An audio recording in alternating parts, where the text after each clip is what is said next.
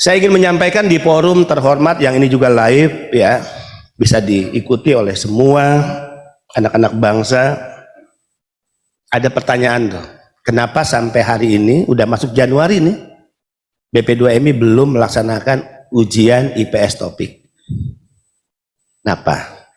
Dulu tahun lalu sebelum masuk tahun baru kita udah laksanakan Desember. Desember itu. Desember udah pendaftaran kan? Kenapa? Karena saya sedang bernegosiasi dengan pihak Korea. Hari Jumat saya utus Deputi Asia Afrika dengan Direktur ketemu HRDK. Menyampaikan aspirasi teman-teman kita.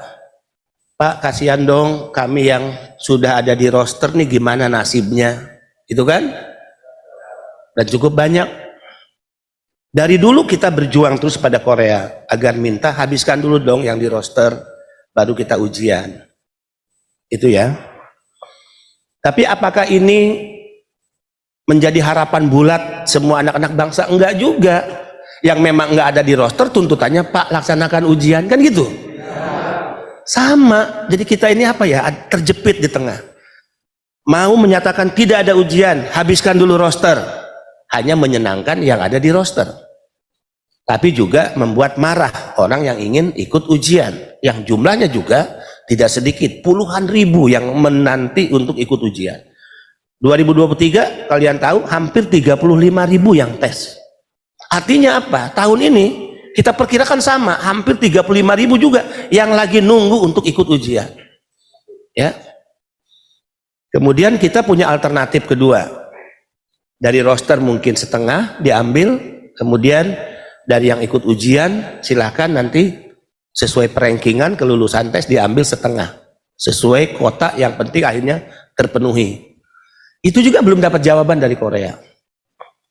Tadi kita diskusikan lagi, kalau kita mau ngotot nih, oke, kita nggak mau ujian, nggak mau ujian dibuka tapi selesaikan roster. Terus kalau Korea bilang ya udah, kalau mau kalian begitu kita ngambil aja pekerja dari Nepal, pekerja dari Bangladesh, dari mana lagi, Filipina, ya habislah kita. Itu kan, kalau kita mau ego nih, main keras-kerasan dengan pihak Korea. Terus Korea nggak peduli, akhirnya ya udah, kita nggak mau tahun ini ngambil dari Indonesia. Terus kita mau ngapain? Pasti disalahin juga BP2MI. Artinya yang penting semua paham, adik-adik semua, tidak mungkin kita membiarkan situasi ini, dan jangan pernah berpikir kita tidak berjuang. Ya. Kita berjuang dengan cara kita, baik diplomasi yang soft, diplomasi yang agak sedikit keras, ya. Bahkan waktu kita ke Korea, kita ketemu dengan pemerintah Korea di sana, kita ketemu dengan HRDK pusat, sama isunya. Satu isu adalah bagaimana menghabiskan roster. Bahkan yang 2019 kita munculkan lagi, kasihan tuh 2019 tuh karena COVID udah lulus, tiba-tiba dia tidak bisa berangkat. Coba, kalau itu terjadi pada kalian yang pakai jaket sekarang, kalian yang sedang prelim dan tinggal nunggu terbang, coba kalau bayangkan bagaimana dengan teman-teman yang tahun 2019. Mereka kan hanya nasibnya terganggu karena COVID waktu itu, padahal tinggal terbang loh, udah dinyatakan lulus loh, ya, tinggal terbang, bahkan udah sebagian dapat SLC mungkin waktu itu ya Bu. 2019 kan saya belum dilantik. Itu juga kita pikirkan, kita negosiasikan. Bahkan saat ke Korea kita minta sektor lain, kita minta logistik, kita minta pertanian dibuka untuk Korea. Taiwan udah berhasil ya, kita membuka sektor pertanian. Negosiasi kita ingin Korea juga membuka sektor pertanian. Jadi hal-hal seperti ini tidak perlu diragukan. Negara, saya, kita BP2MI semua, apa yang menjadi aspirasi kawan-kawan anak-anak bangsa ini terus kita upayakan ya, dengan cara-cara diplomasi dan negosiasi. Ini Korea udah nuntut nih, kemarin pertemuan udah minta dilaksanakan ujiannya. Nanti kita kirim satu kali lagi lah pertemuan dengan Korea. Finalnya seperti apa?